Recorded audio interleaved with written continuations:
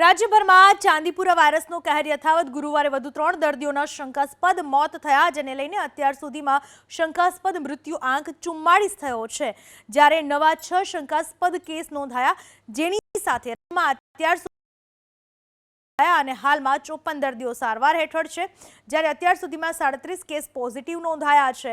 તો વાયરસના કહેરને લઈને આરોગ્ય વિભાગ સતત કામગીરી કરી રહ્યું છે.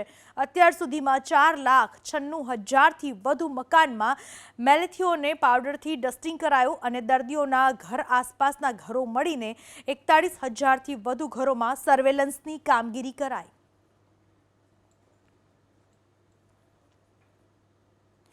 કૃષિ મંત્રી રાઘવજી પટેલે કેન્દ્રીય ગૃહમંત્રી અમિત શાહ સાથે દિલ્હીમાં મુલાકાત કરી. મંત્રીમંડળના વિસ્તરણની ચર્ચા વચ્ચે રાઘવજી પટેલે અમિત શાહ સાથે દિલ્હીમાં મુલાકાત કરી. રાઘવજીએ સોશિયલ મીડિયામાં પોસ્ટ મૂકી મુલાકાતને શુભેચ્છા મુલાકાત ગણાવી.